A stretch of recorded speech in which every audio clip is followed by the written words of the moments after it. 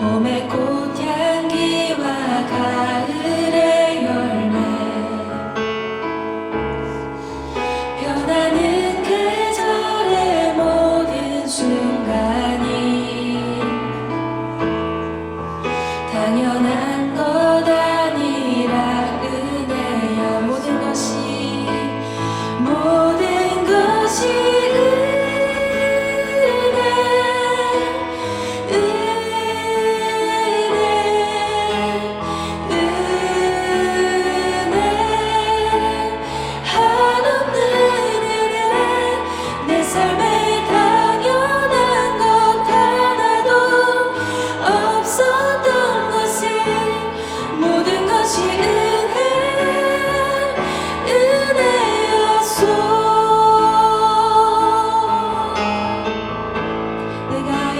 태어나 사는 것, 내가 이 땅에 태어나 사는 것,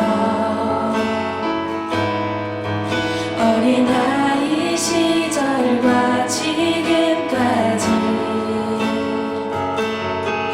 숨을 쉬며 살며 꿈을 꾸는 삶, 당연한 것 아니라 은혜여. 하나님의 자녀로 살며, 내가 하나님의 자녀로 살며, 오늘 찬양하고 예배하는 삶, 복음을 전할 수 있는 축복이 당연한 것 아니라 모든 것이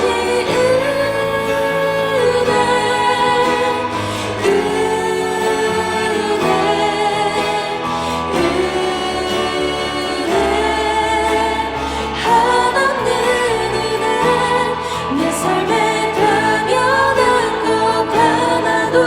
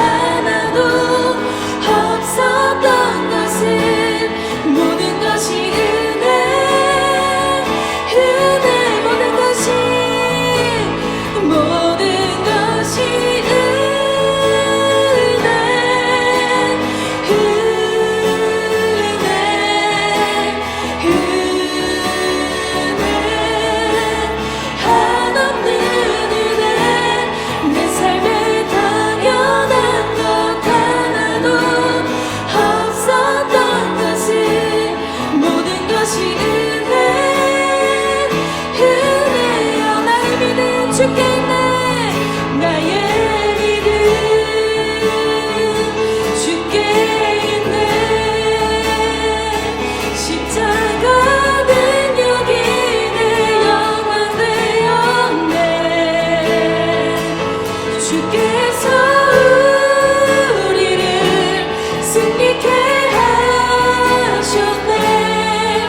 나의 능력, 나의 손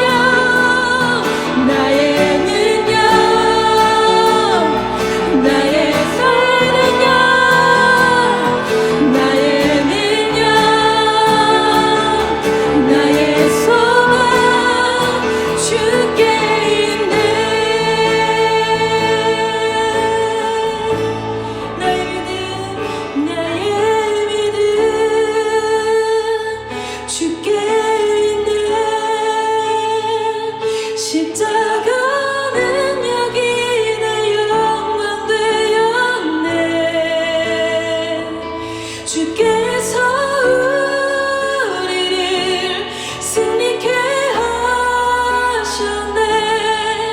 나의 능력,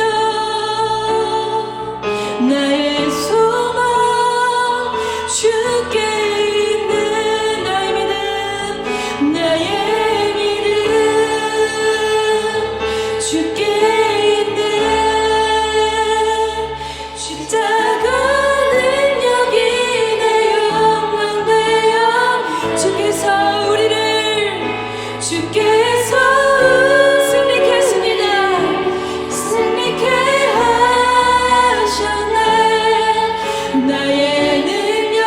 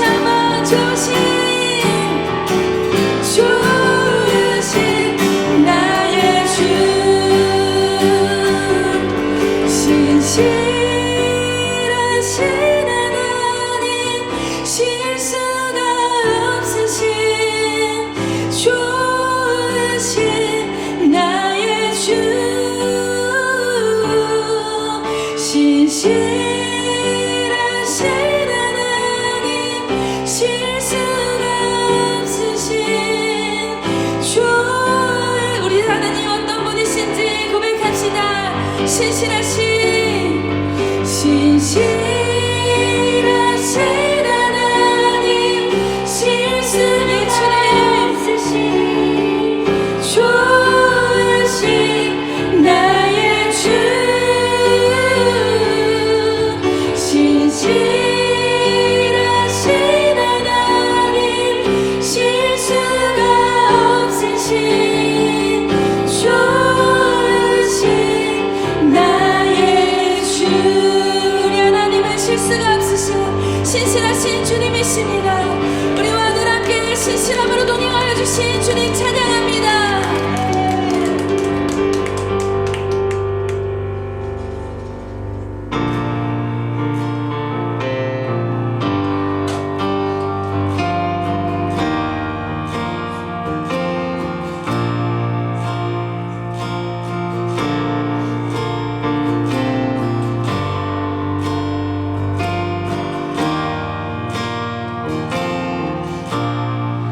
그 크신 하나님의 사랑 말로 다 용 못하네.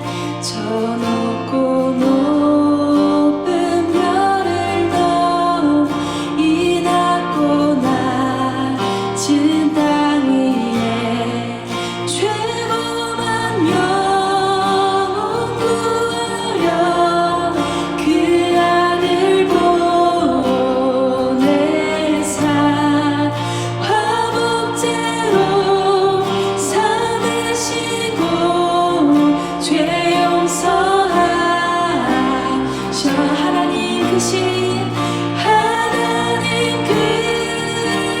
사랑은 증량다 못하며 영원히 변치 않는 사랑 성도여 찬양하세.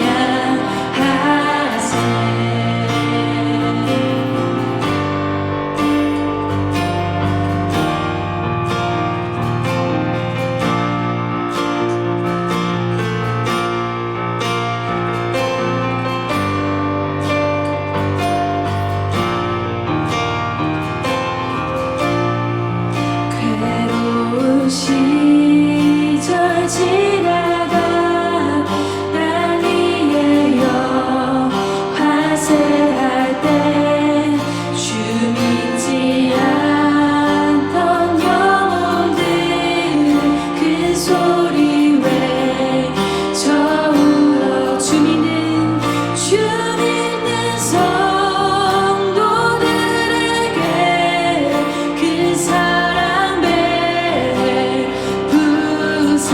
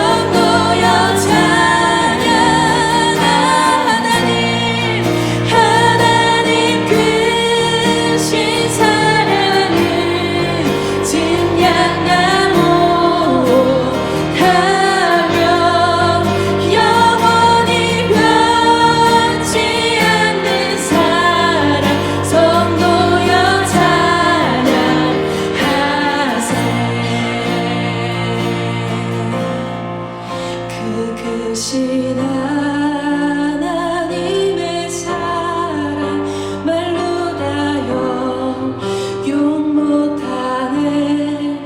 저 높고 높은 별을 넘어 이 낮고 낮은 땅 위에 죄범한 영혼 구하려 그 아들 보내사 화목제로 삼으시고 죄 용서하셨네.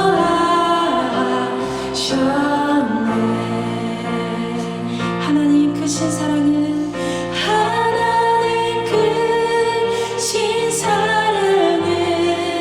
진영 다 못하며 영원히 변치 않는 사랑 성도여 찬양. 하나님 크신 사랑은 하나님 크신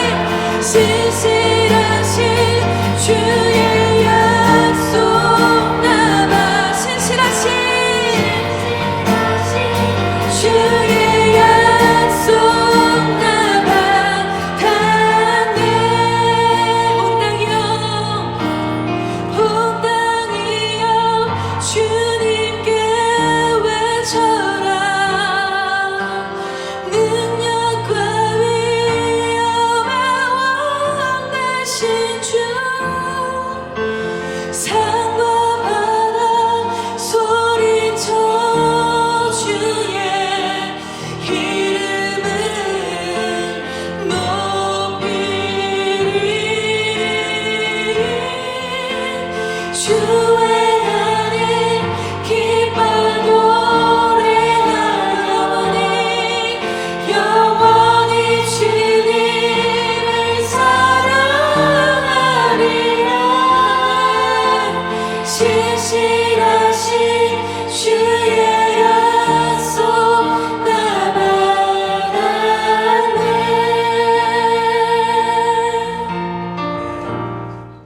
오늘 우리에게 주시는 하나님의 말씀은 요한복음 15장입니다. 우리 요한복음 15장 1절로 8절 말씀, 요한복음 15장 1절로 8절 말씀 우리 한 절씩 교독하도록 하겠습니다.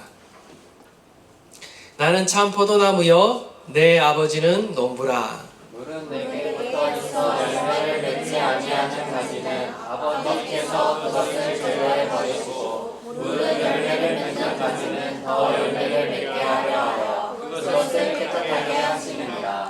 너희는 내게 내가 일러준 말로 이미 깨끗하여졌으니 내 안에 거하라. 나도 너희 안에 거하리라. 가지가 포도나무에 붙어 있지 아니하면 스스로 열매를 맺을 수 없는 같이 너희도 내 안에 있지 아니하면 그러하리라.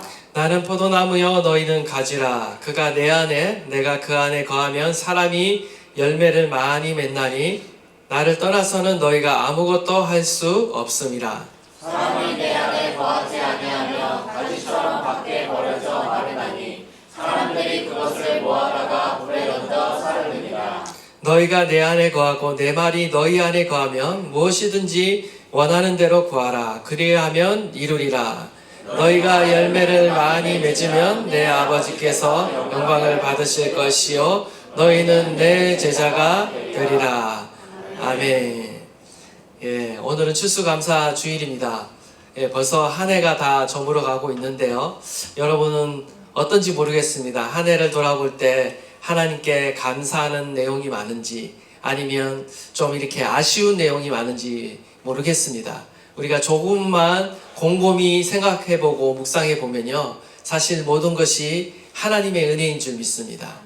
하나님의 은혜가 있었기에 저와 여러분이 이 자리에 있는 줄 믿습니다. 정말 더 주님 앞에 감사할 수 있는 한 주가 되기를 바라고요. 더욱더 우리의 삶에 하나님이 주시는 귀한 열매들이 더욱 많이 맺힐 수 있기를 바랍니다. 지금 이렇게 강단에 보니까 여러분들이 그래도 아름아름 이렇게 꾸며주셔서 이렇게 아름답게 장식이 되었습니다. 가을 하면 아무래도 이 추수의 열매들이 이렇게 생각이 납니다. 근데 성경에 보면요, 이 추수와 열매라는 것은요, 굉장히 종말론적인 이미지를 가지고 있습니다. 예수님께서 다시 재림하시는 날이 성경적으로 볼 때 추수하는 날입니다. 이 알곡과 가라지를 이렇게 구분하시는 날이 바로 예수님께서 재림하시는 날이라는 거죠.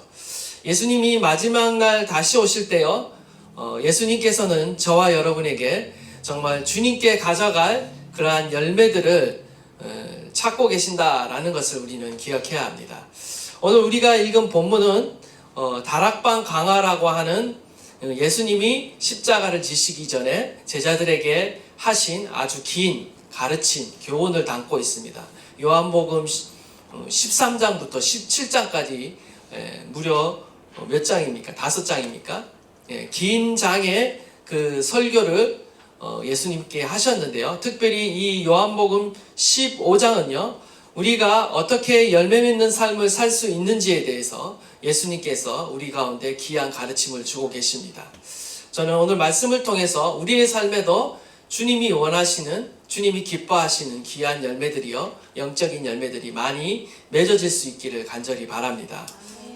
먼저 오늘 본문을 통해서 우리가 알아야 될 사실은 하나님은 우리에게 열매를 찾으신다라는 것입니다. 하나님은 우리에게 열매를 찾으십니다.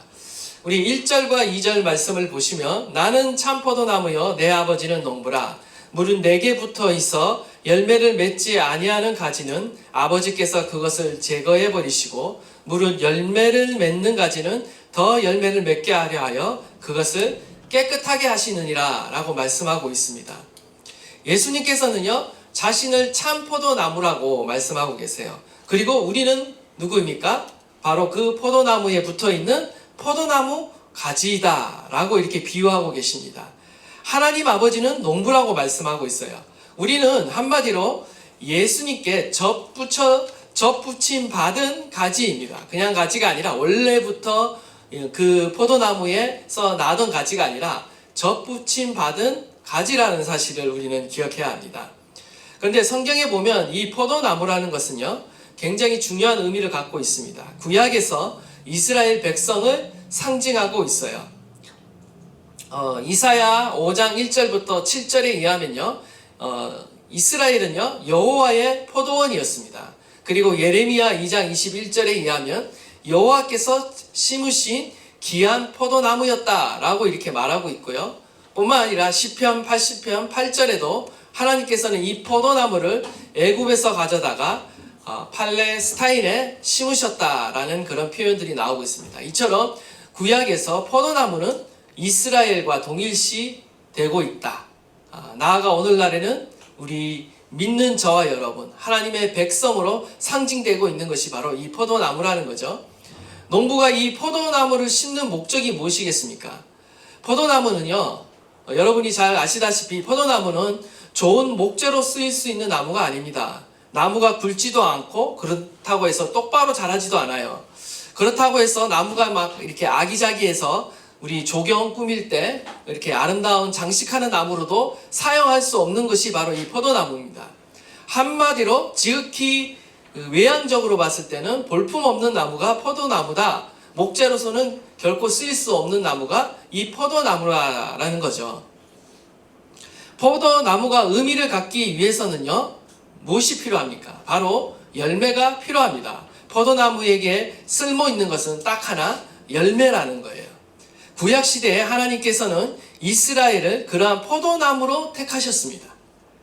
이스라엘은 모든 세상 민족 가운데 그 규모나 외모로 볼 때 가장 볼품없고 약한 민족이었다라는 겁니다. 이스라엘이요, 잘나서 하나님이 선택하신 것이 아니다라는 거죠.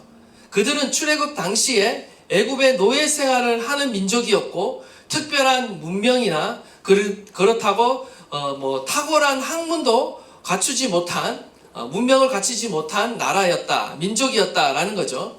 그럼에도 불구하고 하나님은 오직 아브라함과 맺으신 당신의 약속에 근거하여서 그들을 당신의 선민으로 선택하셨다라는 거예요. 오직 하나님의 그 약속에 근거해서 이 이스라엘 민족을 구원하신 것이죠. 그리고 그들에게 다른 민족들이 가지지 못한 아주 특별한 은혜의 선물들을 주셨습니다. 그것은 무엇이냐? 그것은 바로 하나님의 말씀인 율법을 주셨고요. 그리고 성막을 계시해 주셨습니다. 그들에게는요, 다른 민족들이 가지지 못한 정말 살아있는 하나님과 살아있는 예배를 드릴 수 있는 그 영광을 이스라엘 백성은 누렸어요. 그리고 그들이 잘못된 길로 갈 때는 어떻게 하셨나? 그 위기의 순간에 어김없이 하나님께서 선지자들을 보내주셨다라는 거죠. 다시 돌이킬 수 있도록 하나님의 말씀을 주시고 회개케 하시고 다시 하나님 앞으로 돌아올 수 있는 그 은혜를 계속해서 그들 가운데 허락해 주셨다라는 것입니다.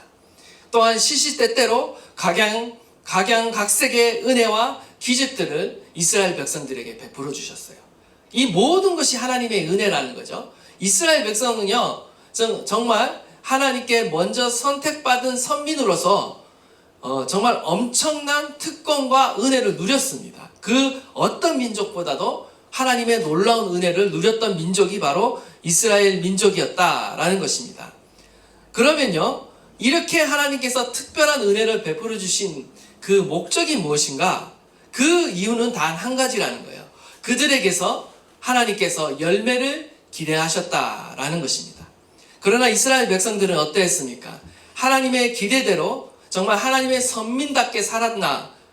우리가 질문해 볼 수 있겠죠. 정말 주님이 원하시는 선한 열매들이 정말 이스라엘 백성 안에 열매를 맺고 있었는가? 전혀 그렇지 않았다라는 거죠. 하나님의 기대를 그들이 저버렸습니다.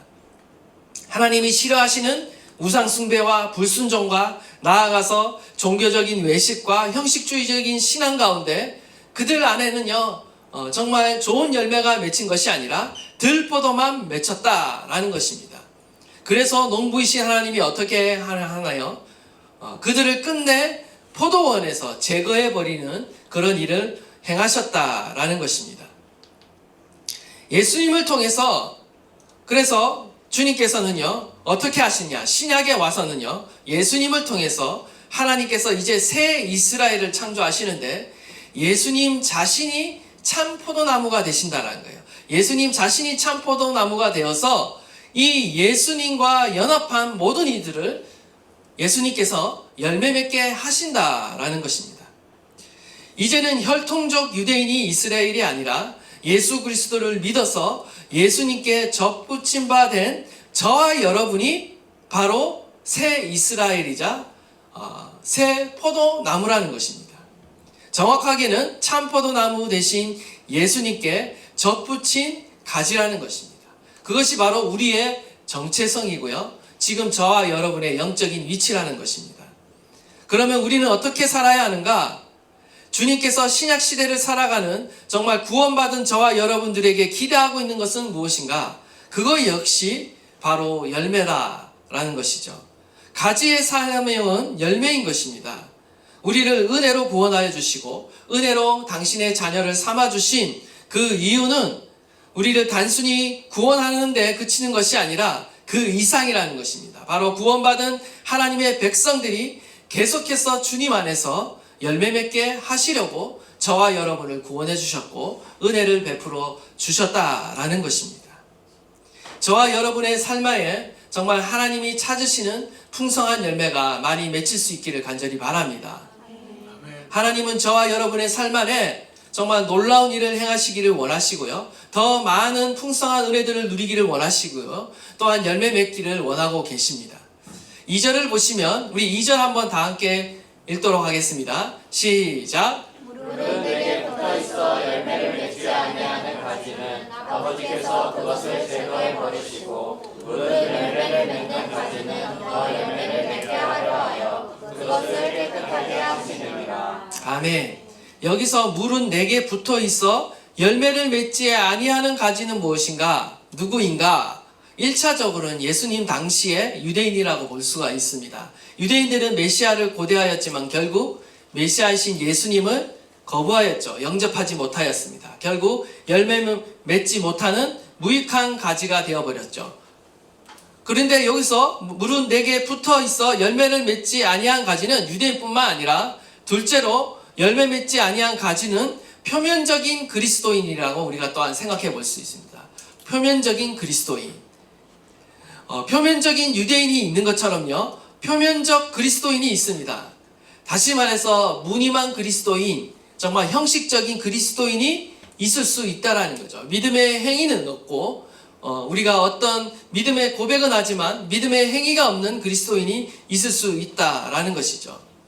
예수님께서는요. 우리가 열매를 맺지 못하면 버려질 수도 있다라고 경고를 하고 있습니다. 물론 우리가 예수님을 믿음으로 구원을 받습니다. 그러나 우리가 예수님을 믿었다라는 것은요. 그 가운데 우리가 예수님을 믿음으로 우리가 회개하고 우리가 전인격적으로 주님을 따르겠다라는 순종하겠다는 그 헌신하겠다는 고백이 그 가운데 있다라는 사실을 우리는 기억해야 하는 것입니다. 우리는 예수님 믿기 전의 삶을 회개하였고요. 이제부터는 예수님을 믿고 따르겠다, 순종하겠다라는 그 결단과 헌신을 가지고 우리는 예수님을 믿게 되었습니다. 그래서 믿는 자의 삶 안에는요, 당연히 믿음의 행위가 따르고요, 성화의 삶이 따르고요, 열매 맺는 삶이 따라온다라는 것이죠. 예수님은 주와 그리스도가 되셨습니다. 예수님이 내 삶의 주인이 되셨습니다. 예수님이 내 모든 삶을 다스리고 통치하신다라는 거예요. 예수님을 믿는데 나는 하나님의 통치를 받고 싶지 않아. 천국은 들어가고 싶은데 나는 하나님의 말씀대로 살고 싶지 않아. 이것은 모순이라는 거예요. 우리가 예수님을 믿는다라는 것은요, 천국이라는 것은요, 결국 하나님이 다스리는 나라입니다. 이 땅에서 내 마음대로 살다가 마지막에 천국 들어가서 내가 하나님 다스림 받겠다. 이거는 말이 되지 않는다라는 거죠. 우리는 지금부터 하나님의 나라에 지금 들어가 있고요. 하나님의 나라의 다스림을 받고 있다라는 것입니다. 하나님의 나라에 들어가기까지요. 어쩌면 이 땅에서의 삶은요. 천국 백성의 삶을 연습하고 있는 거예요. 우리는 지금 천국의 삶을 이 땅에서 연습하고 있는 것입니다. 하나님의 나라에 들어가기까지 우리는 더욱 열매를 맺도록 우리는 살아가야 한다라는 것이죠. 우리의 삶에 광야가 있는 이유인 것입니다. 하나님께서 우리의 육적인 자아와 본성을 다루시고요. 우리로 하여금 영에 속한 사람으로 성령을 따라 생하는 사람으로 하나님께서는요. 이 땅에서의 삶에서 우리를 다스리고 계시고요. 가지치기를 하고 계시는 것입니다. 열매 맺지 않는 가지들을 주님께서 제거해 버리신다고 했는데 하나님께서 우리의 삶에 열매 맺지 못하는 그 영역들을 가지치게 하시고요. 우리를 더욱 깨끗하게 하셔서 하나님 앞에서 열매 맺도록 하나님께서 저와 여러분을 빚어가시는 줄 믿습니다. 그러면 우리가 여기서 한 가지 질문을 할 수가 있습니다. 열매란 무엇인가? 우리는 과연 무슨 열매를 맺어야 하는 것인가? 라고 질문할 수 있는데 성경 가운데 많은 열매들이 나오고 있습니다. 그것을 다 우리가 다룰 수는 없지만 가장 중요한 두 가지 열매가 있습니다. 그 첫 번째가 뭐냐면 존재의 열매라는 거예요. 첫 번째는 바로 존재의 열매입니다. 이것을 다른 말로 하면 인격의 열매예요. 우리는 존재의 열매, 인격의 열매를 맺어야 돼요. 우리는 예수님을 믿고 거듭난 사람은 누구나 근본적으로 우리의 존재가 변화됩니다. 신분의 변화가 생겨요. 그것은 바로 우리가 어떻게 됩니까? 하나님의 자녀의 신분을 갖게 되었어요. 하나님의 자녀의 신분이 되었다라는 거죠. 그리스도인이 되었다라는 것입니다.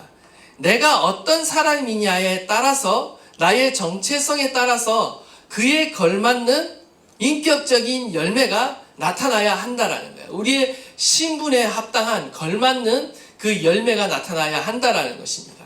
그 열매는 바로 우리의 인격과 성품을 통해 먼저 나타나야 한다라는 거죠.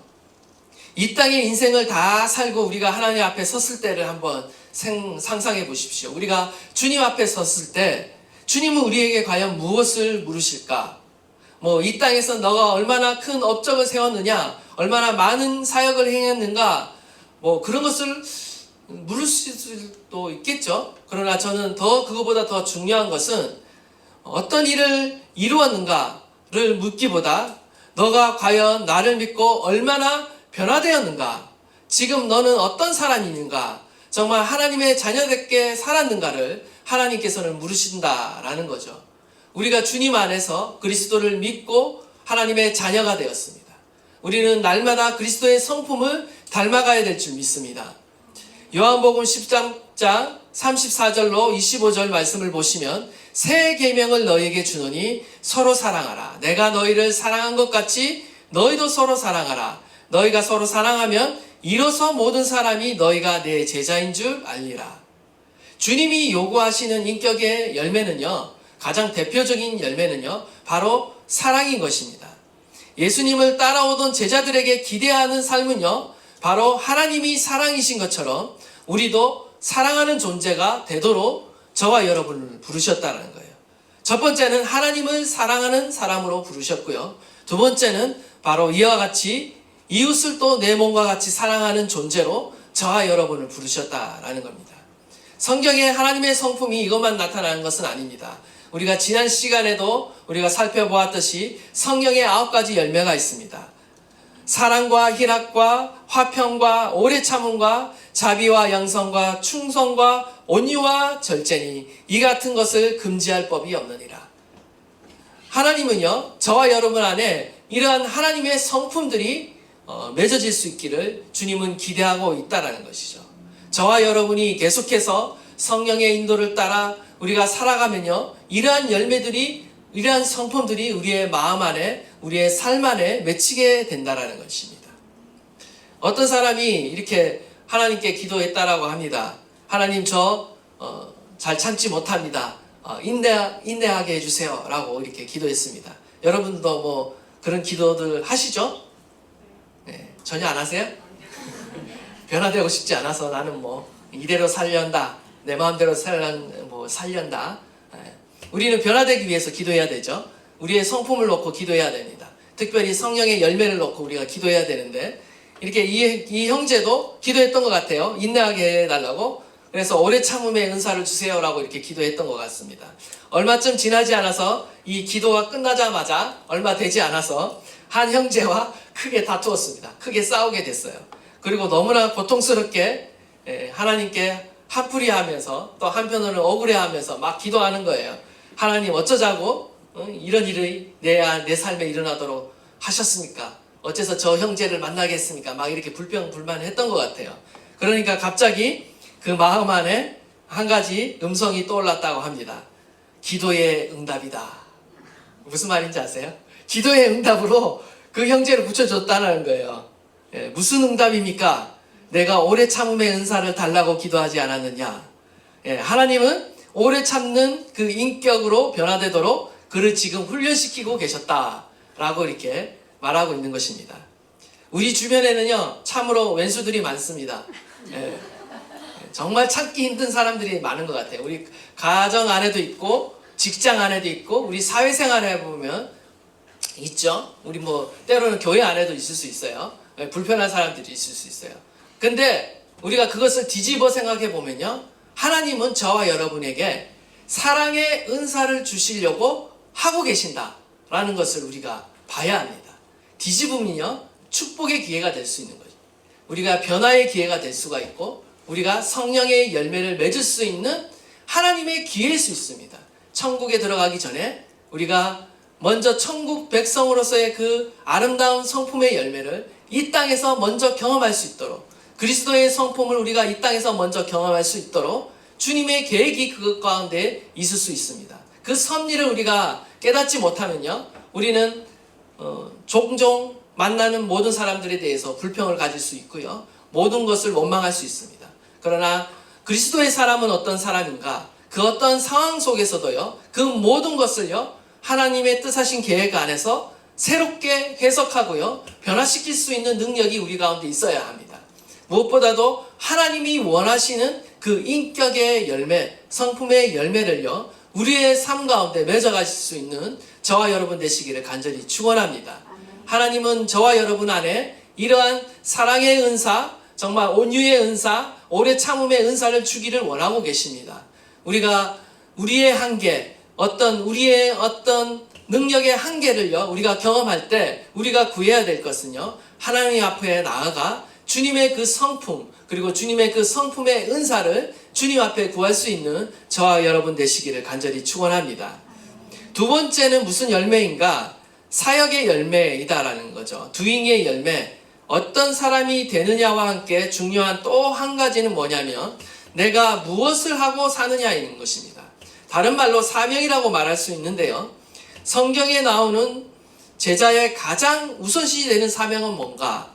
우리가 중심되는 사명을 알아야 되죠. 한마디로 요약하면요 증인이라고 정의할 수 있습니다. 성경이 말하는 그리스도인들의 사명은요 한마디로 증인입니다. 증인. 예수님을 증거하는 것이죠. 우리의 삶과 인격을 통해서 예수 그리스도를 드러내는 것, 예수 그리스도를 전하는 것이 우리의 사명입니다. 이스라엘 백성들의 사명이 무엇이었습니까? 너는 복이 될지라. 아브라함에게 하신 이 약속이 이스라엘 백성들의 사명이 되었죠. 바로 하나님께서 주신 그 약속처럼 이스라엘 백성들의 복의 근원이 되어서 축복의 통로가 되어서 너로 말미암아 모든 민족이 복을 받게 되는, 다른 민족들도 하나님을 알게 되고 믿게 되고 복을 받게 되는 복의 근원으로서의 사명이 이스라엘 가운데 있었다라는 것이죠. 이제 새 이스라엘인 신약을 살아가는 저와 여러분의 사명도 마찬가지다라는 겁니다.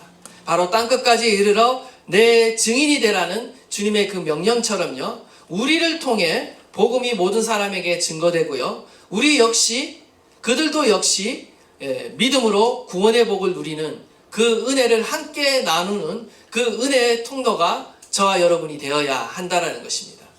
마가복음 1장 38절 우리 한번 다 함께 읽도록 하겠습니다. 시작. 이르시되 우리가 다른 가까운 마을들로 가자. 거기서도 전도하리니 내가 이를 위하여 왔노라 하시고. 아멘. 예수님의 사명이 지금 전도인 것을 보게 됩니다. 예수님의 사명도 전도였어요.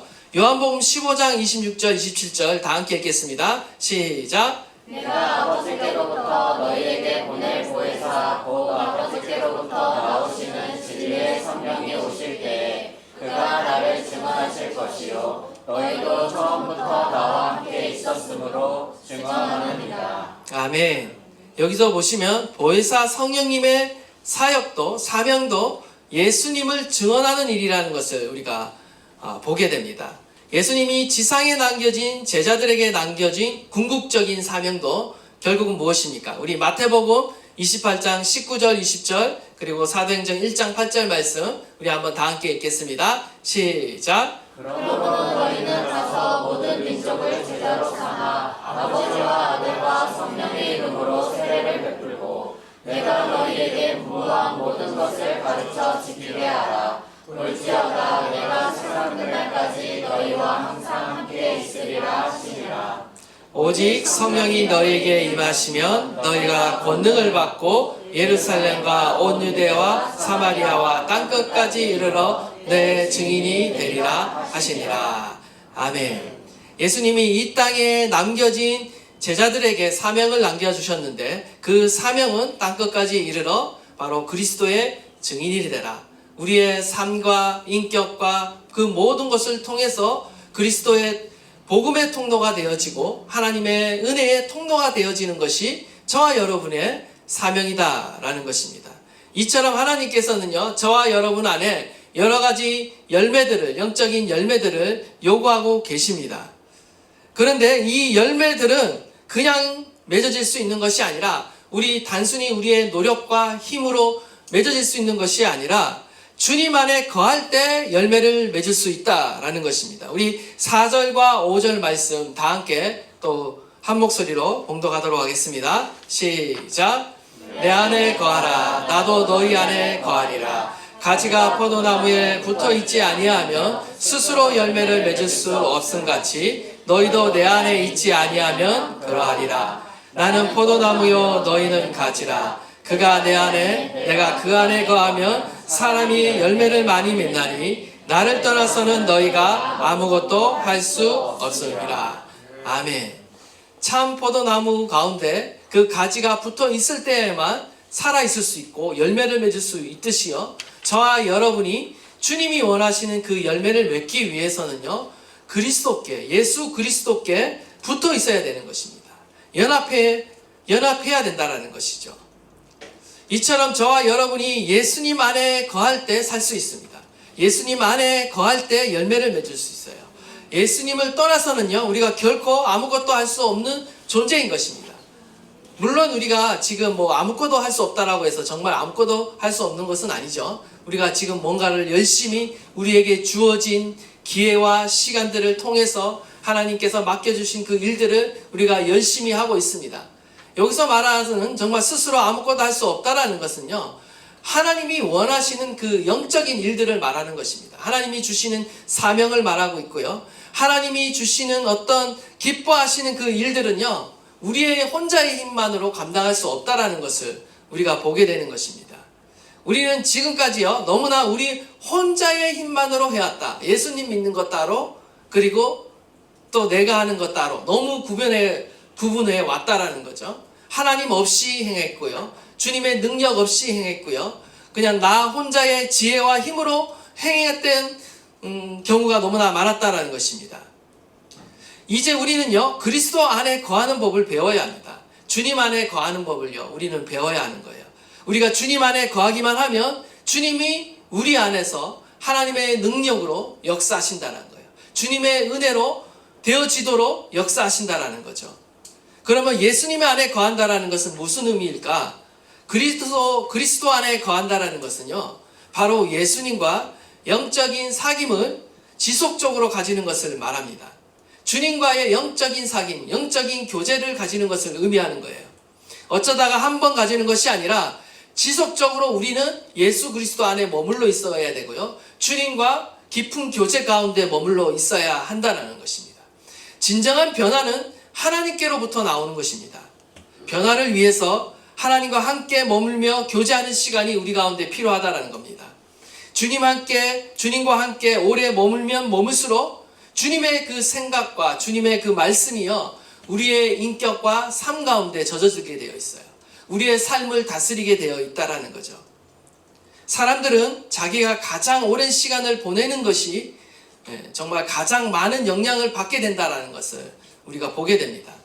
우리가 예수님과 말씀과 기도를 통해 오랜 시간을 보내다 보면 결국 우리는 예수님을 닮게 되어 있다라는 거죠.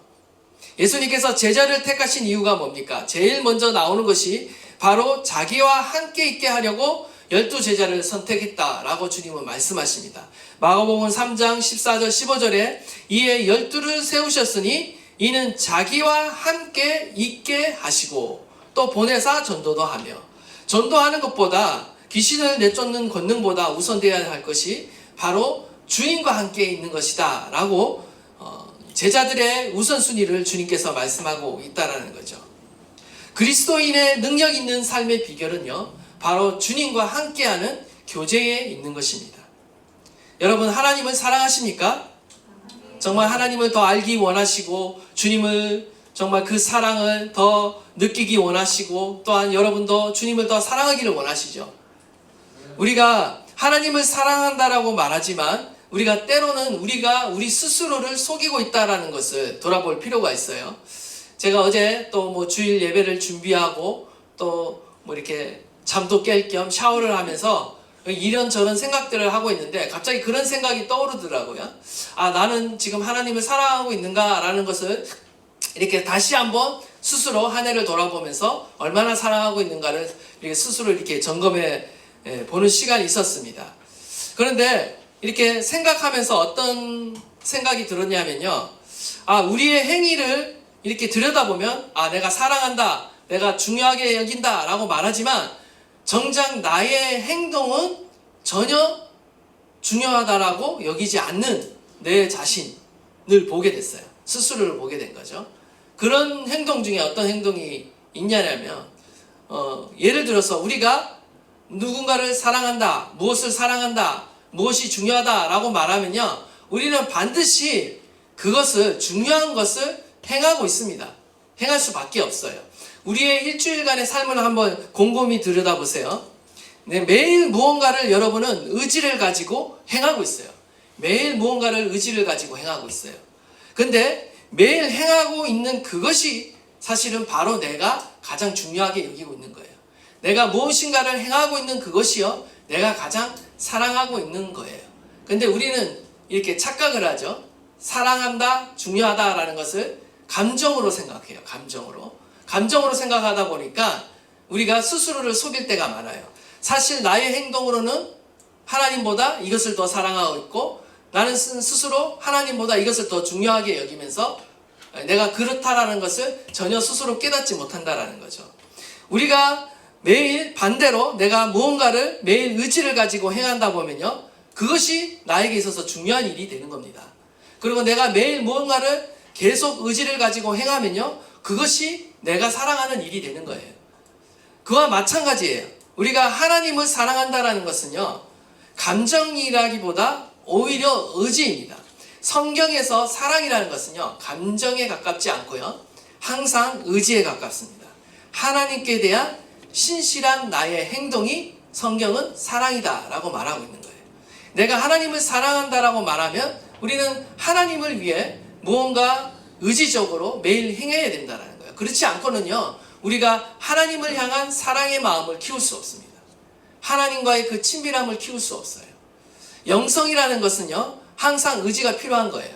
우리의 의지를 가지고 매일 생활하지 않고는요, 영성이 될 수가 없습니다.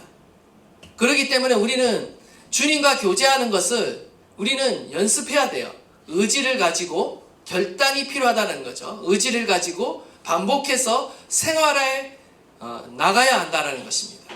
육신의 연약함이 있습니다. 우리에게는 늘. 근데 그 육신의 연약함을요, 우리는 항상 신앙에만 적용할 때가 많아요. 다른 모든 것은 다 행하는데 신앙과 주님을 향한 그 관계 안에서 우리는 항상 연약함을 핑계로 우리가 행하지 못할 때가 많이 있습니다. 물론 잘 되지 않는 그런 부분들이 있어요. 그래서 필요한 것이 뭐냐면 하나님의 은혜이고요. 믿음이 필요한 겁니다. 그래서 필요한 것이 성령의 도우심이 필요하다는 거예요. 하나님이 그것을 아시기 때문에 저와 여러분 가운데 성령님을 보혜사로 보내주신 것입니다. 보혜사 성령님이 저와 여러분과 함께하고 계심을 여러분 믿으시기를 바랍니다. 우리 안에 계셔서 하도록 도우신다라는 겁니다. 우리 가운데에서 우리 안에 계셔서 은혜로 하게 하신다라는 거예요. 우리는 주님을 믿는 것, 주님과 교제하는 것조차도요, 우리의 힘과 능력으로 하지 못할 때가 많습니다. 이때에도 우리는 하나님의 은혜를 의지해야 돼요. 하나님의 은혜를 구해야 하는 것입니다. 하나님의 은혜를 구할 때 하나님께서 우리 가운데 먼저 찾아오셔서 내 안에 계신 그 하나님께서 우리 가운데 손 내밀어 주시고 주님과 더 깊은 교제의 자리로 나갈 수 있도록 저와 여러분을 인도해 주실 줄 믿습니다. 우리가 하나님의 은혜를 믿음으로 나갈 때 우리가 주님의 그 사랑을 더 경험하게 될 줄 믿습니다.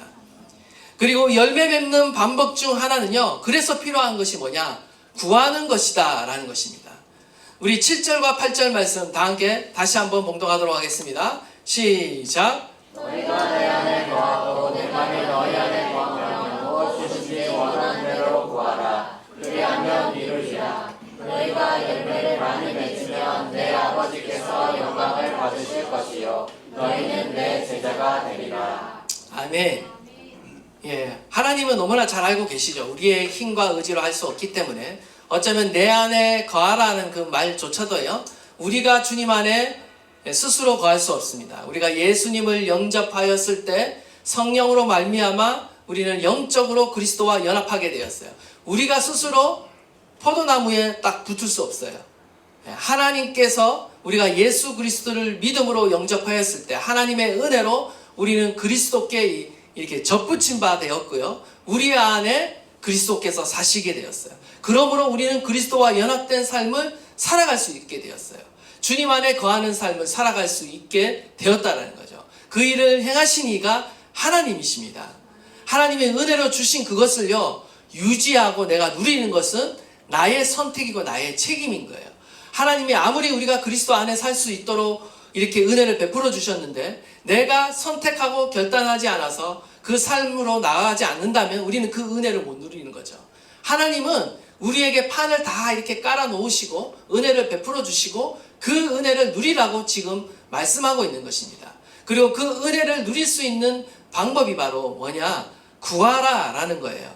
우리가 그냥 가만히 있으면 저절로 과실을 맺는 것이 아니라 구하는 것, 즉 기도가 뒤따라야 한다라는 것을 알 수가 있습니다. 기도 자체가 그리스도와의 영적인 교제이기도 하고요. 또한 우리가 구함으로 하나님과 더 깊은 교제 가운데 들어갈 수 있다라는 것입니다. 하나님이 기뻐하시는 의미 있는 모든 열매는요, 결국 기도의 응답으로 우리의 삶 가운데 주어지는 것입니다. 그리고 그걸 통해 우리는 기쁨을 누리고 즐거움을 누리도록 기도 응답을 통해 하나님과의 관계 안에서 열매를 맺으며 기쁨을 누리도록 하나님께서 저와 여러분을 불러주셨다라는 것이죠. 주님의 일을 한다고 말하지만 사실 우리는 주님의 뜻과 그 마음과는 먼 사역을 할 때가 참으로 많습니다. 하나님 없이 행할 때가 너무나 많고요. 내 의지대로 내 힘만으로만 행할 때가 너무나 많아요. 나의 의와 나의 만족으로 행할 때가 너무 많아요. 그래서 때로는 성공했을 때 하나님을 자랑하기보다 나를 자랑하기를 원하고 나를 내세우기를 원하고 나의 영광을 추구할 때가 많아요. 그러나 진정 하나님의 은혜 안에 거하며 하나님의 능력으로 행하는 자는요, 자신이 행한 그 모든 것이 하나님의 은혜이기 때문에요, 자신을 자랑하는 것이 아니라 하나님을 자랑하게 되어 있고요, 하나님의 영광을 드러내게 되어 있습니다.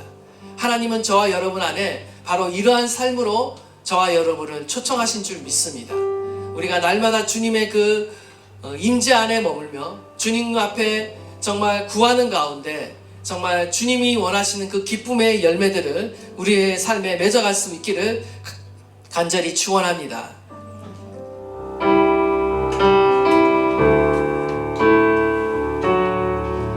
믿음과 삶을 살아내는 실력이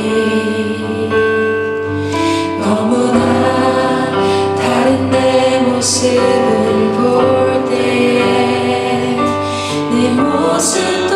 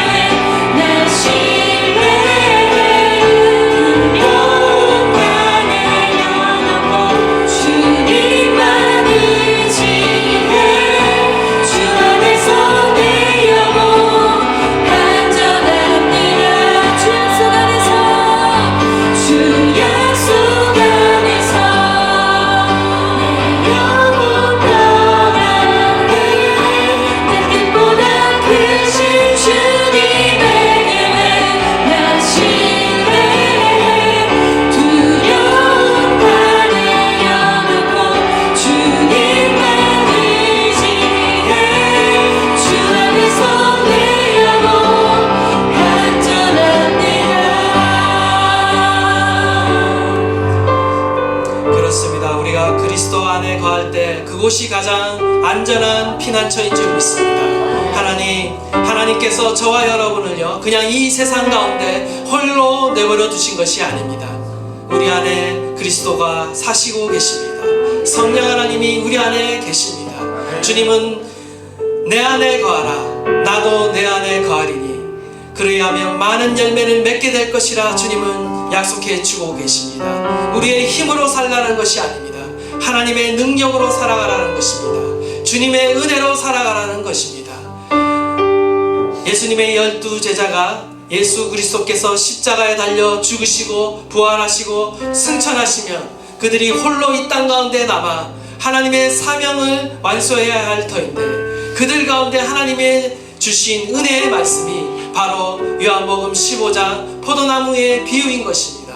그들은 결코 홀로 있는 것이 아니라 그들과 함께 하신 그 하나님으로 인해 끝내 열매 맺고 승리하게 될 것을 우리에게 약속해 주고 계신 줄 믿습니다. 하나님, 날마다 주님 안에 거하겠습니다. 주님의 은혜 안에 거하겠습니다. 주님의 능력 안에 거하겠습니다. 내 안에 계신 성령이 나를 도와 주시옵소서. 열매 맺게 하여 주시옵소서. 우리 다 함께 주여 부르짖고 통성으로 기도하도록 하겠습니다.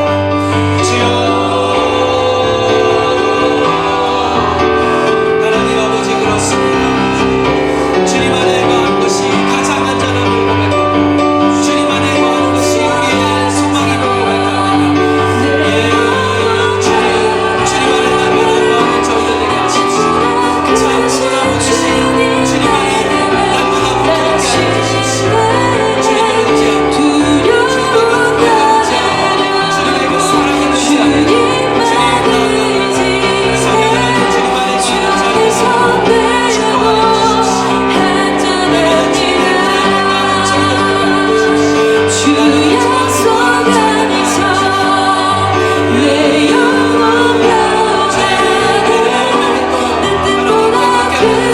주